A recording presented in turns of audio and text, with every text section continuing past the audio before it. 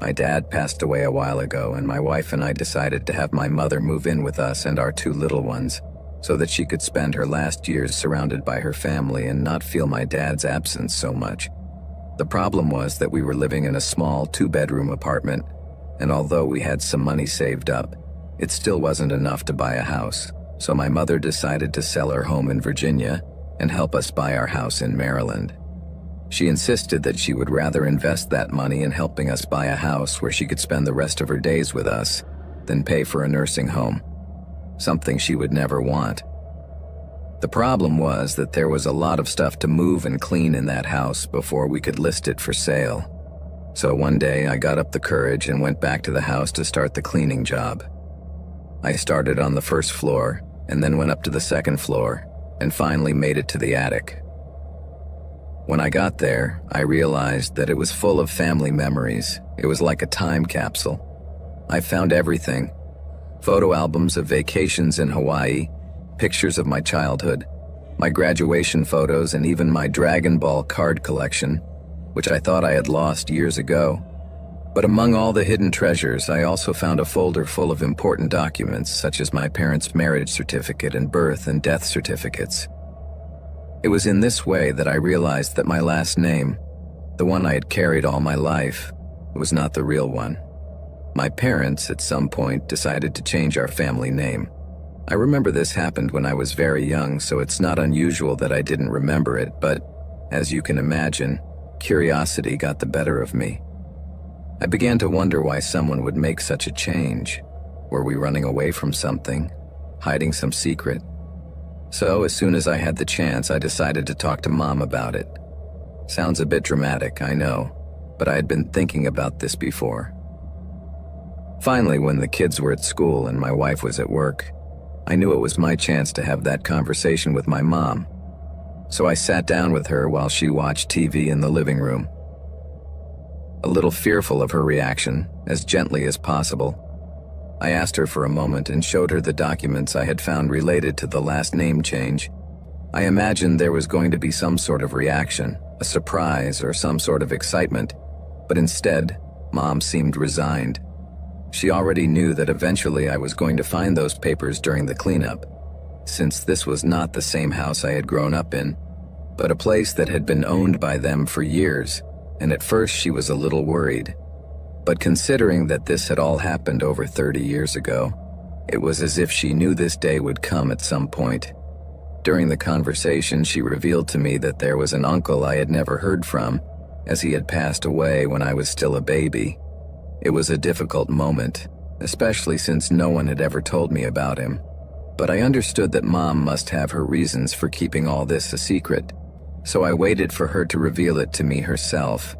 However, the truth was more complicated than I thought, and that only increased my thirst for answers. It turns out that the circumstances of her death generated a real scandal, and to avoid reporters and vigilantes coming down on them, my parents opted to change our last name and move across the country to start over. I think my mom didn't want to tell me the whole truth, and it was like watching her deal with a huge internal dilemma as she talked to me about this issue for the first time. I know her very well, so it was obvious to me that she was trying to dodge what really mattered. So I ended up asking her directly so she would spill the story how it really was, and without any more beating around the bush. After hesitating for a few seconds, she finally gave in, and this was what she told me in a nutshell. Apparently, my uncle and my future aunt met in college. They had an affair that was pretty shaky, and my dad knew that had every chance of ending badly. But all of a sudden, they pulled out the hype and announced that they were engaged. Dad thought it was only a matter of time before it all blew up, so he didn't expect much from that marriage. However, as the wedding approached, he slowly realized why his brother was so hooked on her. It turns out that my aunt's family was super rich, from that money that has accumulated over generations, and well, she was one of the heirs to that juicy family wealth. They owned a chain of canning factories and also had vineyards. She told me this was big business at the time, so in short, they were loaded with money. Dad was always clear that marrying for interest was not ideal, But my uncle didn't want to hear it and ended up marrying her in a fancy ceremony at a beautiful property in the countryside, attended by a lot of important people. It seems that the first few months of marriage were like a fairy tale, but then everything went back to normal. As I told you, they had a very troubled relationship and were always in conflict about something. So between fights and arguments, rumors of annulment and divorce began to circulate. But the couple moved on, and my uncle had become too used to that lifestyle to let it go. However, sometime later, an accident happened that changed everything. On their first year of marriage, my aunt and uncle went hiking in a mountainous area, and my aunt apparently took a pretty nasty fall. My uncle immediately took her to the hospital with very serious injuries, but fortunately, despite her delicate condition, the doctors managed to save her life. However, after the operation, the family received the terrible news that she would never walk again, and that it was very unlikely that she would regain the use of her arms. As I told you, this tragedy changed everything in their lives. At first, it was just the vicissitudes and complications of the condition of my uncle's wife, who after much therapy barely managed to move her right hand. But later, her family began to blame my uncle for what had happened to her.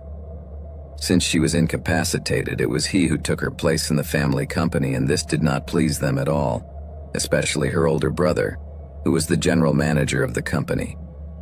This man always thought that my uncle was a gold digger and was convinced that it was not a simple accident with his sister, but that my uncle had provoked him to get rid of her. But the worst storm came later. One night, my uncle's wife took a whole bottle of sleeping pills and died of intoxication. This fact in itself was a tragedy and a scandal, but the real storm came when the policeman who lifted the body found inside her pillow a letter in her own handwriting where she confessed what had really happened, and it turned out that her brother was not so wrong. She did not fall off the cliff by chance, but my uncle pushed her after a fight. In that letter, she confessed that she hadn't said anything because she loved him, and he had apologized to her, telling her that he hadn't done it on purpose and that he loved her too. She said that during her recovery, he had been wonderful to her while taking care of business matters. However, she had recently discovered that he had a mistress and knew she could no longer move on. As you might imagine, this set off a whirlwind, and in the midst of all the chaos, my uncle went on the run, leaving all the pressure of his wife's family on his own family. While on the run from justice, my uncle disappeared from everyone's radar. No one ever heard from him again, not even my grandparents, but his wife's family was convinced that he did and that they were hiding him. The scandal and drama that ensued made my father decide it was best to change course. I never imagined that a simple last name could hide such a dark history, full of secrets and difficult decisions. It wasn't until 4 years later that my uncle was found in Hawaii, where he had also changed his identity and had managed to camouflage himself among the locals during all that time. However, the same night he was captured, he took his own life, hanging himself with his own shirt. I was completely stunned as I listened to this chilling story, and I reproached my mother for never telling me about it. She told me they planned to tell me when I was ready, but honestly, who decides that? In the end, they put it off so long that they chose to keep it a secret. They were afraid that revelation would ruin the perception we had of our family and cause us unnecessary trauma. I don't know how I would have handled that if I had to carry that secret as a young man, but as a parent, I can understand why they did it. I support their decision. Sometimes you have to keep secrets. At a certain age, truths can make you feel like you're being stabbed or shot. I've seen kids grow up knowing too soon. They become adults before their time, and it stays with them. At first, I was a little upset to learn that they had kept all that from us, but then I understood that they only did it to protect us. In the end, I feel grateful that my mother finally revealed this truth to me, as dark as it is. But I think we all have a right to know our family history, no matter how dark it is.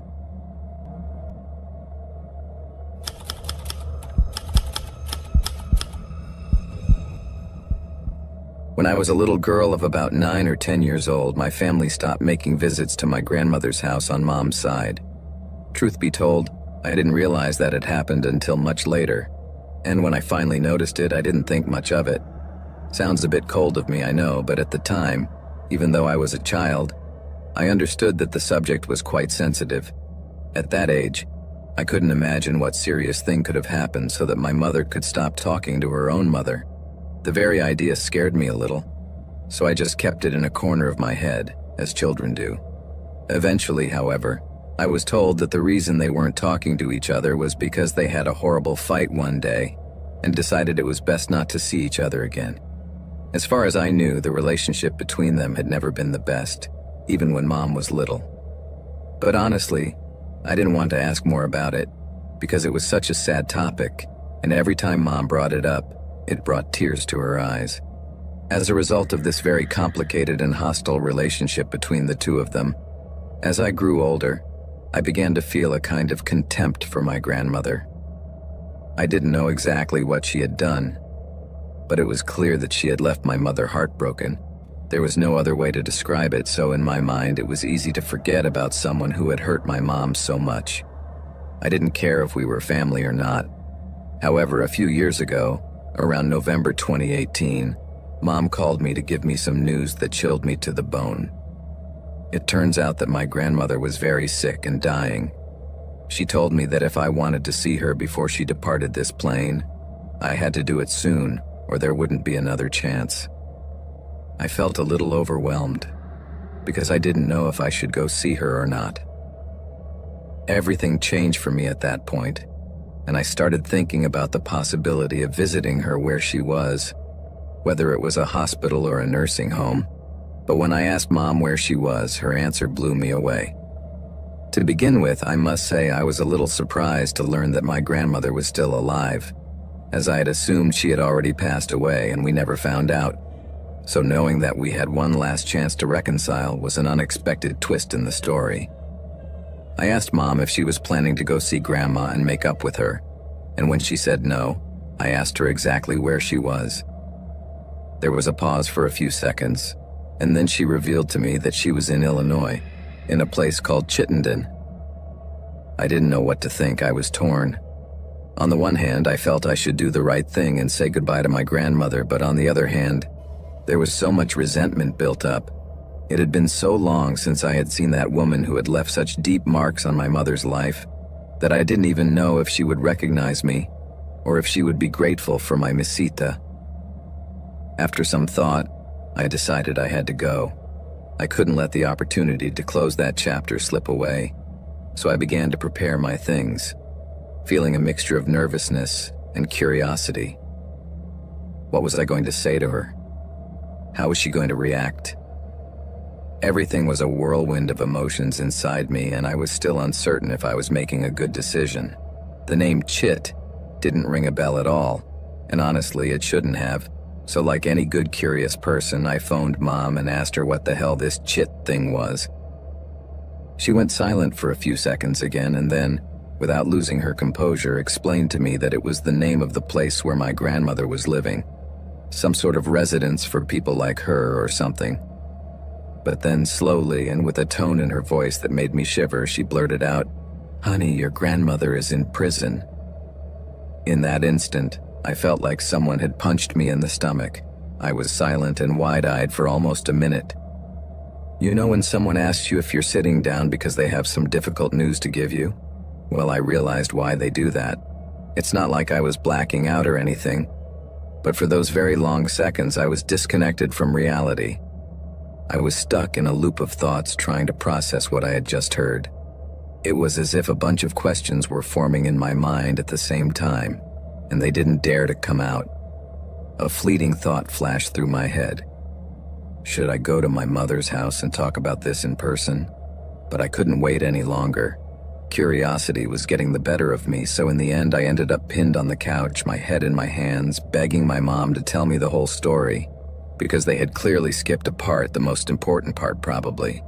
That's when she told me the missing part, and I was speechless. As I mentioned, I knew my mom's childhood was a whole mess, and Grandma was at the center of that whole storm. I won't say she was a psychopath, because that would be an insult to those who really are. Because according to my mom, Grandma's cruelty was calculated, not uncontrolled insanity. I won't go into all the details of the abuse Mom endured, It would be like sitting here all day listening to sad stories, but believe me when I tell you that my grandmother was undeniably a horrible mother. Mom endured her verbal, physical, and psychological abuse for many years, until one day, after much suffering, she realized that just because her mother hurt her didn't mean she had to continue that cycle. This happened right around the time I was born, and I guess it was a sort of wake-up call for her about what being a mother really means. Surprisingly, Grandma tried to change her attitude a bit during that stage, perhaps because she realized that if she didn't, she would never have a relationship with her grandchildren, so until I was about 9 years old, we would see her or she would come to see us a couple of times a month. Everything was relatively quiet until all of a sudden, Mom got a call from a guy claiming to be my grandmother's lawyer. The news was blunt. She was behind bars and the charges against her were very serious. When we got to this part of the story, I really didn't know what to think. It was as if suddenly everything I had believed about the family was falling apart, and I was in shock trying to understand how I never knew any of this. How had this secret gotten this far? It all seemed like something out of a TV series, but here I was, learning about this dark family secret. Ahead of me was a chance to visit someone I had avoided and condemned in my mind for half my life. And now, the situation was completely different. Because instead of reliving old grudges, there was a new reality to face. How could a person so hurt and hurtful in the past need my attention now? Questions raged in my mind like a storm, and the uncertainty of what I was going to do was beginning to fill me with doubts. I was about to embark on an emotional journey that I had never anticipated, and that could completely change the way I viewed my grandmother and my mother. Mom told me that at first she suspected that Grandma's legal problems had to do with some sort of DUI incident. She thought maybe she had crashed a car because she was drunk, or God forbid, that she might have hurt someone. Anyway, the subject took a dark turn and Mom started asking the lawyer about the bail process, something she had never had to do in her life. And at that point, the lawyer blurted out that my grandmother's bail was about $500,000. Mom got a knot in her stomach when she heard that figure. She already knew that for a bail of that magnitude, things were serious. She knew that Grandma had screwed up to the core, and it wasn't just a simple altercation, but that there was something much worse behind it all. And she soon proved that she was not wrong.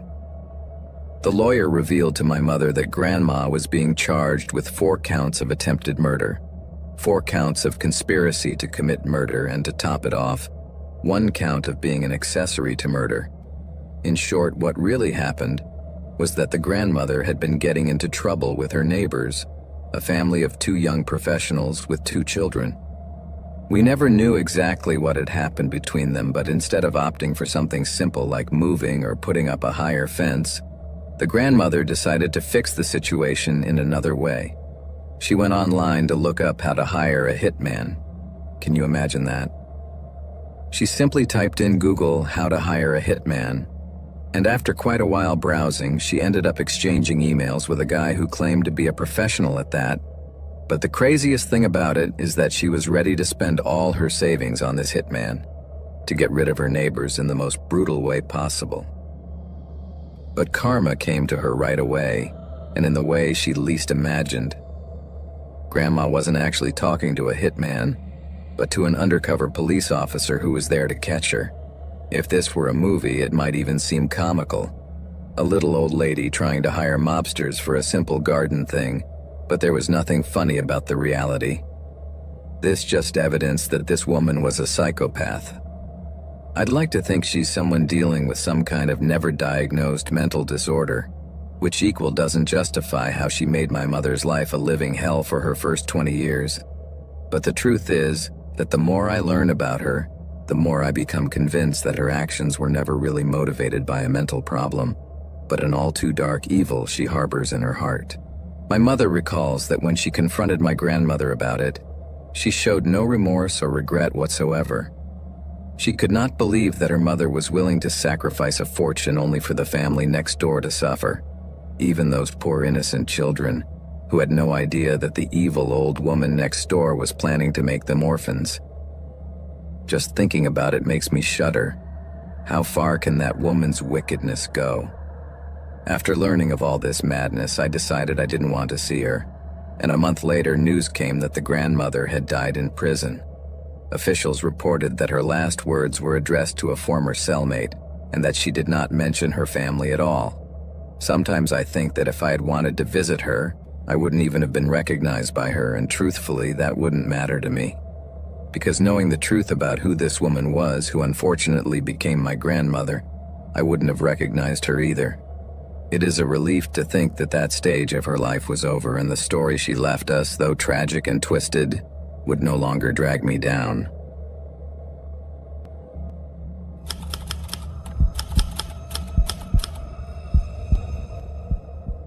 You've probably heard stories about cruel stepmothers who mistreat their husbands' children in horrible ways, but mine was nothing like that. Mine was a completely different situation, as the monster in my life was my own mother. From a very young age, I realized that I needed to escape from home because the abuse I was suffering was so much that I couldn't stay there a second longer. So one day I took a handful of jewelry that I had taken out of my mother's safe and hit the streets. I had no other plan, just to sell them and give myself a chance to start over, wherever and however I could, but away from the hell I was living at home. I had a hunch that my mother might send someone after me, but not because she cared in the least, but because I was her scapegoat. The truth is that I was born to be her emotional punching bag, someone on whom she could vent all her anger and frustrations in the cruelest ways possible. My birth was not a happy moment for her, but a constant reminder that she had married my father solely for money, without a shred of love involved. I have no idea why my dad tolerated that relationship for so many years and never separated, because even I, being so young, could sense the resentment between them. My mother never minded showing me that to her I was just her husband's daughter, whom she totally despised, and therefore me too.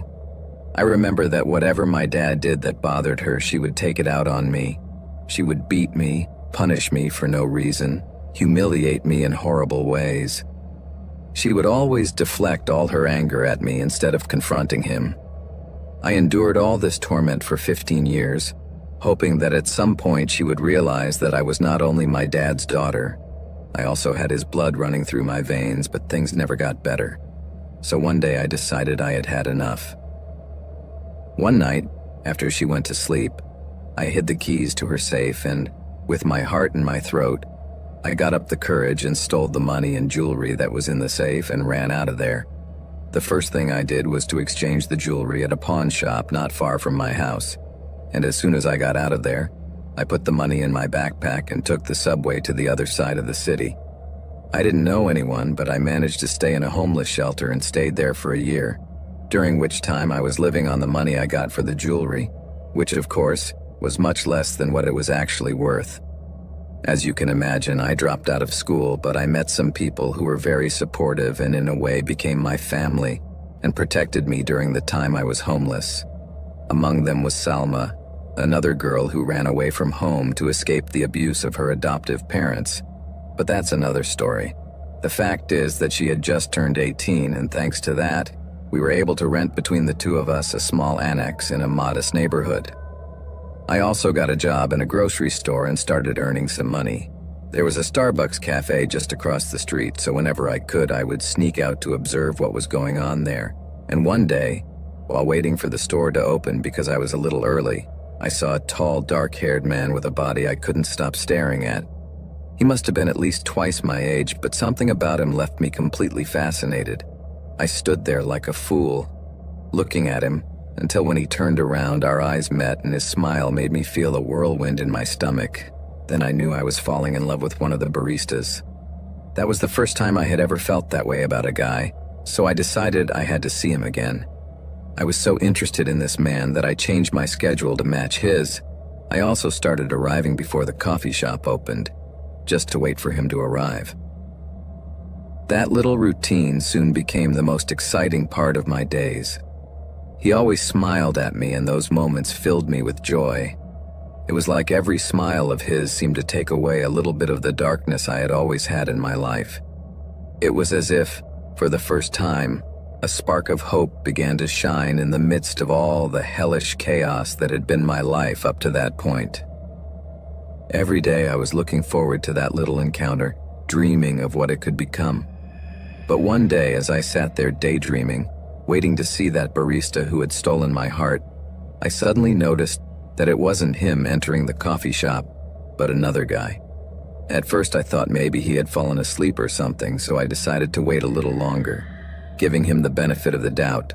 But in the end, time passed, and he didn't show up. Later that afternoon, while I was behind the counter serving customers, I saw him again, but he was chatting flirtatiously with a woman. For some reason, his figure sounded familiar, but I couldn't get a good look at his face. Suddenly, I noticed that they began to move closer and closer, and as they did, an uneasiness began to tighten in my chest. It was then that I realized bitterly who the woman was and why she looked so familiar.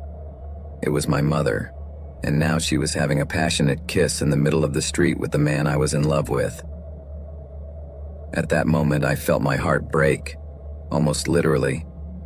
I felt my chest tighten with a mixture of jealousy, rage, and the desire to rip the face off that shameless and malevolent viper who brought me into the world, just to make my life miserable.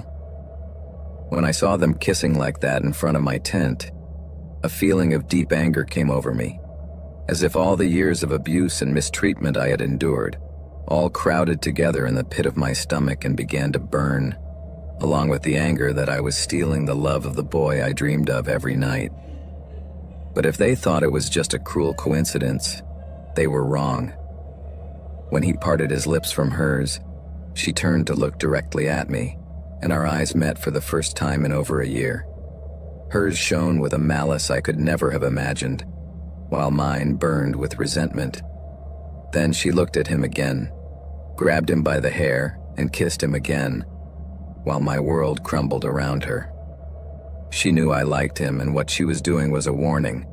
I couldn't have anything because she would take him away from me. The fury I felt at that moment was indescribable. Maybe I should have let this moment pass, but I could not. The next day, things got even worse. While I had my shift at the store, I saw that in the coffee shop my mother walked back in wearing a short dress and started flirting with the barista. This one came out from behind the counter and sat at a table with him looking very seductive. That image filled me with extreme fury, and as if something inside me snapped, anger blinded me and I decided I was going to do something about it. So like an automaton, I went straight to the hardware section, grabbed a wrench and headed for the coffee shop, hiding the object behind me. She was so engrossed in flirting with the guy that she didn't even notice me. But with every step I took, the rage grew more and more, until finally I lunged at her and with all the strength I had, hit her over the head with the tool. I remember hearing a lot of screaming all around, but none of that mattered at the time.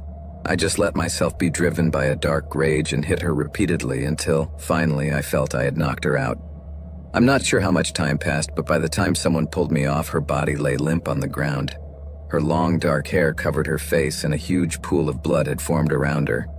It was only at that moment that I was barely conscious of what I had done.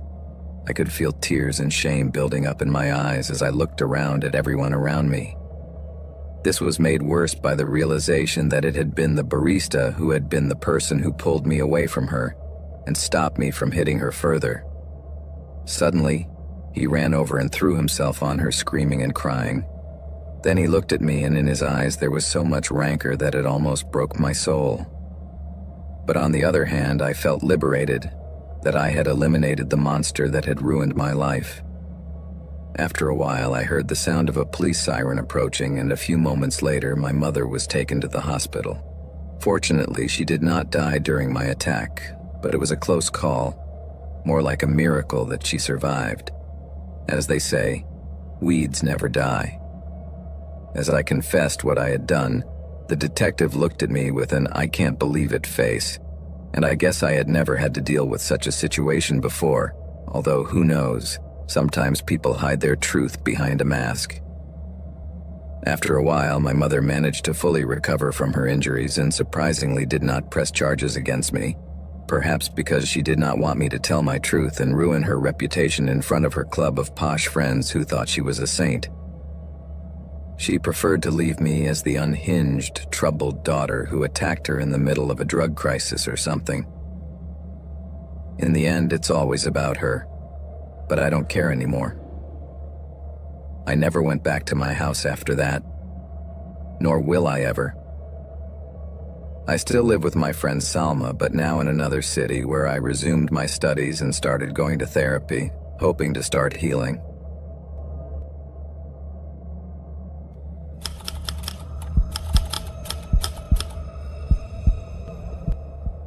I'm not really sure how to start this, but I think it's best to tell you how I ended up in this situation.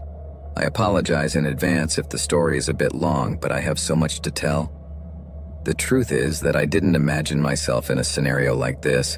I'm not a trained warrior or anything like that. I don't consider myself a tough guy at all. Up to that point, I had only touched a gun a couple of times in my life, like when I was playing cannonball in the backyard or with the pinball paintball guns. Rather, my attention had always been on comic books and video games, like any kid my age in high school. After high school, I got into college and got hooked on programming, and that became my forte. Then I finished my degree and got a job at a small company that develops video games. Until 2020, I lived alone, enjoying my independence, but as you know, that year became a real disaster for the world. But for my family, it would be the beginning of a hell that would change our lives forever. During the pandemic, my mother finally decided to divorce my stepfather.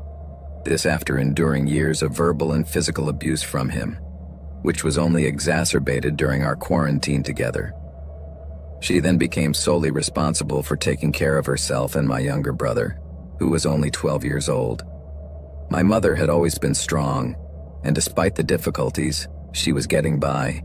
But with the pandemic closures, she lost her job, and that was a huge blow to everyone.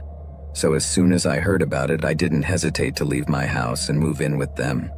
I sold everything I could and put the rest of my stuff in a storage room because I couldn't allow my family to be on the street, especially in the middle of a pandemic that was sweeping the world. The lockdown was a mixed experience for us. I was now the breadwinner as my job was largely remote, so it wasn't as affected. But what little money I had saved we used for food and other bills.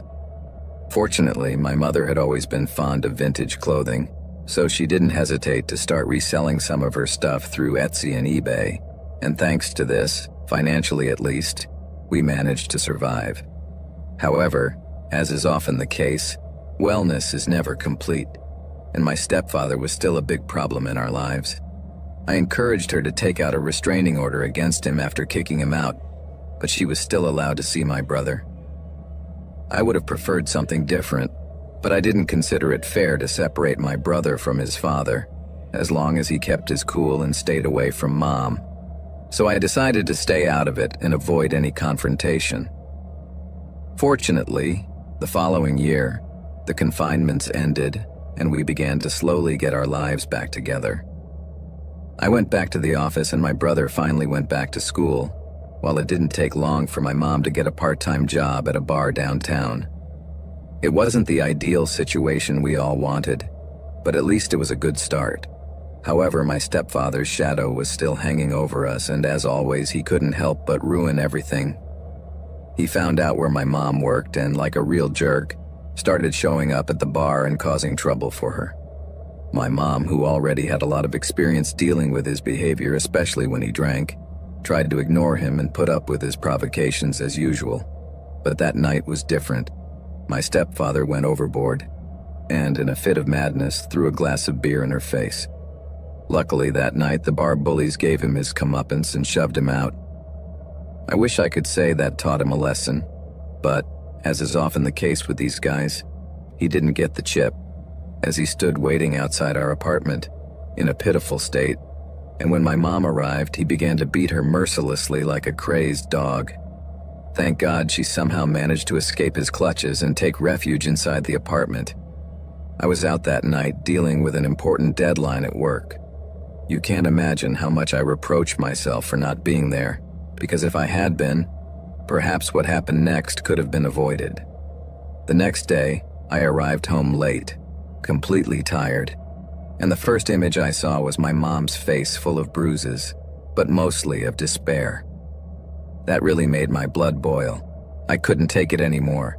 Who the hell did that bastard think he was? I was so furious that day that I told my mother that if the police didn't solve this once and for all, I would solve it myself in my own way. I think my mom realized how serious I was being, and it scared her. But instead of stopping me, she seemed to have a plan in mind to put an end to that maniac's abuse without completely ruining our lives. So she asked me to listen to her, and although I was really furious, I decided to listen to her. But in my mind, I kept thinking about calling the authorities. However, she reminded me that we had called the police many times before, and whether it was because of X's or Y's, he always got off scot-free, as if nothing had happened. So instead of continuing with the same story, Mom suggested that we move to a place where it would be more difficult for him to bother us. I looked into it for a moment, and the truth is that it didn't seem like such a bad idea. After all, I could go back to work remotely, and my mom's job at the bar was no big deal. She could easily find something else. Besides, the school district, already not the best option, had become chaotic since the pandemic. We basically had nothing to anchor us there. Even our apartment was rented. But most of all, we needed a way out. I thought it over calmly that day and soon realized that moving somewhere else might be our best option at the time. Maybe I had more to lose. But I figured that, thanks to my profession, I could get something wherever we ended up.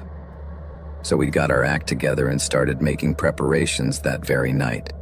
We packed everything we could into the cars, and as we were doing so, I noticed my mom putting her dad's old revolver in her purse. I shot her a surprised look, but she just quickly closed it and went back to work, so I decided not to say anything. After all, that bastard might reappear, and it was better that she had a way to defend herself. The next morning, we got up first thing and hit the road.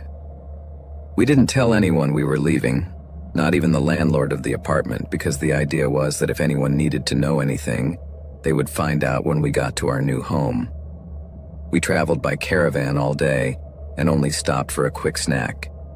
Around 6 p.m., we finally decided to rent a room for the night, and I ordered a couple of pizzas for dinner. But just as we were about to finish, Mom received a text message from my stepfather.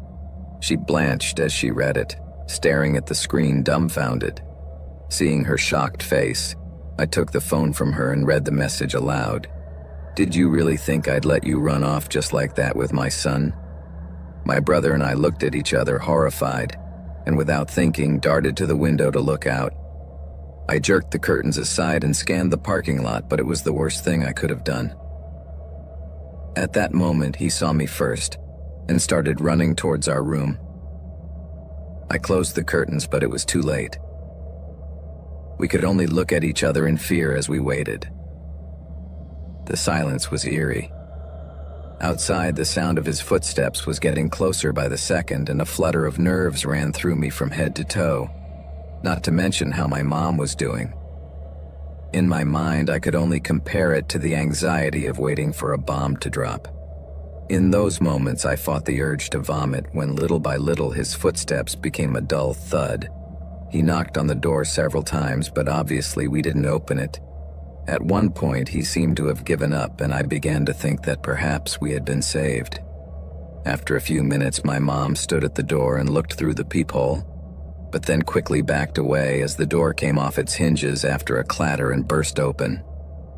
My brother and I turned to run, but it was too late for Mom. She was trapped, and my stepfather grabbed her by the shirt and began punching her in the face with unimaginable brutality. It was a frightening and utterly hopeless scene. Every blow he gave Mom was throwing her backwards as if she were a rag doll. My brother stood there in desperation, begging his dad to stop, while I ran towards him to try to stop him, but he punched me down. He was completely out of control. I'd never seen him so furious. He was like a wild animal in a rage. There was no way I could do anything. He was a huge guy, strong, a real battle tank, thanks to years of physical labor as a construction worker. At that moment, I realized that I had reached a critical point, and if I wanted to help Mom, I had to act right away. So without thinking about anything but the urgency of saving my mother, I walked quickly to her purse and took out my grandfather's gun. It all seemed like a bad dream. The only thing I remember is that with 3 quick movements, I pulled the trigger. The noise was dull and my ears were ringing. Then I saw my stepfather pause for a second, looking at me with an expression of total surprise. Crazy as it sounds, he apparently thought he could kill Mom and take my brother with him without anything happening. I was stunned. I could tell he thought he could get away with it, but I snapped out of that thought when I saw him stumble and collapse just outside the door. It was only then that it really dawned on me. Carefully, I stepped over my brother, who was lying on the floor crying, and kicked my stepfather to see if he still reacted, but he did nothing. I looked at Mom, who was lying unconscious on the floor, her face a mess, and thought she might be dead, which made my heart clench in a fist. At that moment, I put the gun in my pocket and ran to get my phone, and without wasting a second, I called 911. Just in case I left the gun in Mom's purse. I didn't want the cops to think I was the problem, as if they weren't going to find out anyway. Fortunately, help arrived quickly and she was taken to the hospital, but I would have to stay with the cops, and it took me no time at all to come clean as soon as they started asking me questions, including our history with him. They asked me the same questions over and over again, probably to make sure I didn't change my story, but after a couple of hours, they seemed to be satisfied, because they let me go to the hospital a few hours later. They told me not to leave town until the matter was cleared up, which didn't matter to me, since the reason we fled had been resolved. They took the gun as evidence, and that bothered me a little because it was my grandfather's service weapon when he was sheriff, and I figured we'd never see it again. In the end, if that was going to be the price to pay for Mom's safety, it was worth it. When I finally got to the hospital, she was in surgery.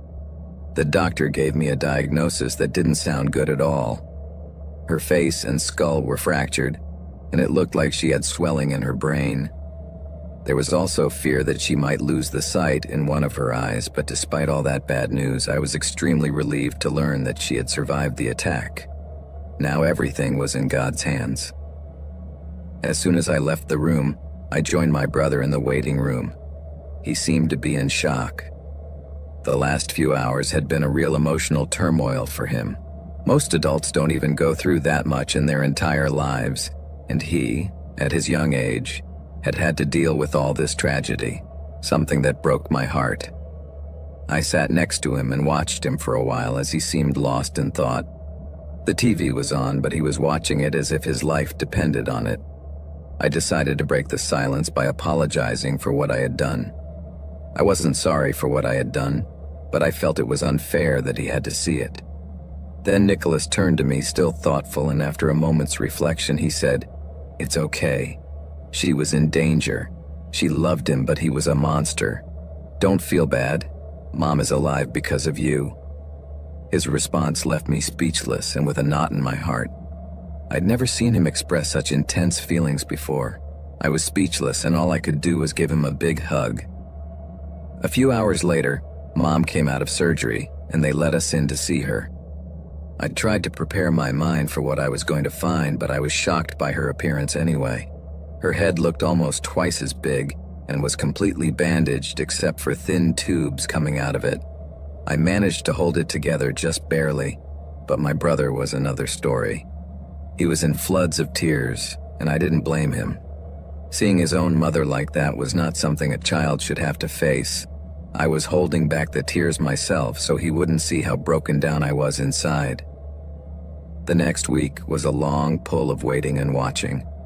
The hospital was letting us sleep there, so that was a relief. Plus, they had gotten us a new motel room so we could rest in a real bed or just hang out. But fortunately, my mother recovered well, and by the time she was finally discharged, she had scraped together enough to rent a new apartment, more spacious and comfortable than the old one. Since then, Mom's health has had ups and downs, but in general, everything has been going very well, or much better than when we had my stepfather's shadow over us. Even Nicholas is much happier now and hardly ever talks about him. As for me, I found a new job where I get paid very well, enough to continue to support my family and pay for my mother's medical expenses, but overall everything is much better now.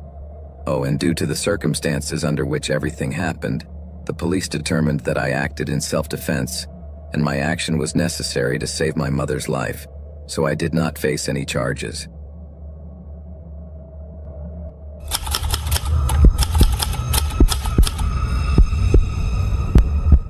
When I was little, my friend Lewis and I set up a nice sleepover at his house. His mom and dad had split up a couple of months ago, so to help him get through the rough patch, she went all out. Not that she was spoiling him, but she was giving him a lot of things to cheer him up and make him feel good. Truth be told, it had its perks.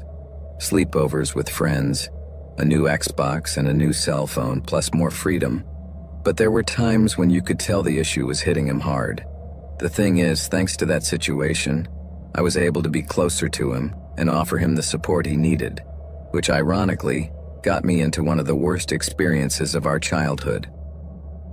We were in the middle of a sleepover, and his mother invited a friend who was running a little late. At one point, I got thirsty and decided to go get a glass of water in the kitchen. To do that, I had to go through the TV room, and when I did, I ran into his mom's friend, a guy who was clearly too close to her to be just any friend. As we walked in, they parted quickly with the typical reaction of someone who is caught in something they didn't want them to see. I was like, okay, it's fine, don't look at me, as I walked back with my water, feeling super uncomfortable. When I got to the room, I mentioned the issue to Lewis, and that was a monumental mistake that I infinitely regret to this day. It was clear to me right away that he was not amused that his mom was with a guy. We were just high school kids at the time, so we didn't understand a lot of things, and for Lewis this was something unacceptable. In a way, he still wasn't over the fact that his mom was no longer with his dad and he could get his life together. For a moment, I thought he would go downstairs and kick the guy out of the house, but instead he did something much worse. He texted his dad that there was a guy in his house with his mother. I couldn't believe what he was doing and I felt terrible. I knew the weather was already complicated and now it was threatening to get worse. When he hung up, he turned to me with a forced smile and blurted out that his dad was coming. And that's when I knew my fears had come true and a storm was coming. Why couldn't I keep my mouth shut? I thought to myself. I wanted to get out of there as soon as possible, but at the same time my mission was to be a good friend to Lewis, and I couldn't leave him alone dealing with what was coming. In my house, everything was peace and love. My parents were always together until my dad passed away, and I thought that was the normal thing to do, at least until I saw what was going on in Lewis's life. This gave me a mixture of pity and guilt for not wanting to stay. However, I had a hunch that disaster was imminent, but I had no idea how ugly it was going to get. My friend's room overlooked the entrance to his house, so when his dad finally arrived, we could see and hear most of it. This guy didn't mess around. He drove down the driveway at full speed, slammed on the brakes, and didn't even bother to close the door before getting out of the car. Thomas stared at him, as if his dad was a superhero on his white horse, until he suddenly blurts out to me, "Oh no, I think my dad has a gun."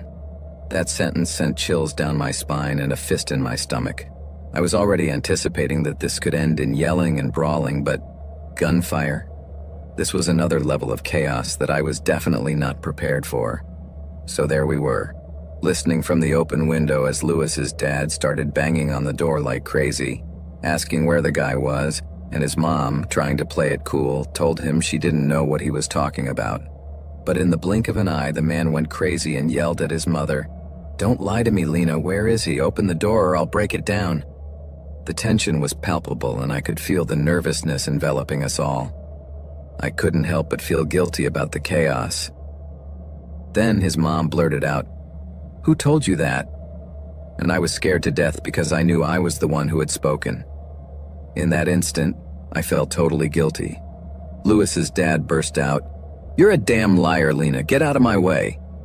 Suddenly we heard one more shout over the din, and then came one more guy yelling, "You want to see me? I'm coming."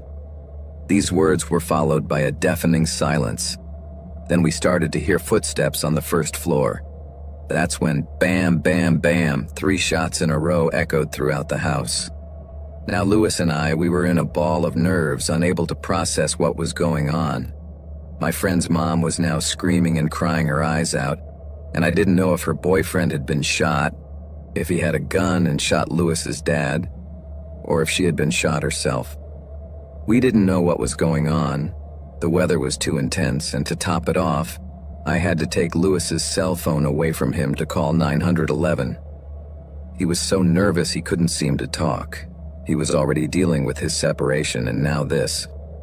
I couldn't blame him for being in shock. 3 gunshots, and now all we could hear was Thomas's mom crying in despair. We knew we should have gone down to see what was going on, but the operator told us to stay put, as we didn't know who the shooter was and if he was still there. We did as we were eventually told. Luckily, everyone was all right in the end. It turns out that Lewis's dad had gone straight to confront his mom's friend, and as soon as he saw him, he pointed the gun at him. But seeing that his contender was armed, the friend was quick and managed to run out the back of the house. Then Lewis's dad chased him, firing 3 shots, but he was just trying to scare him. It felt like a big sandbag was lifted off my back when I knew no bullets had hit him. However, what happened was terrifying, and in the end, Lewis's dad ended up back behind bars for quite a while.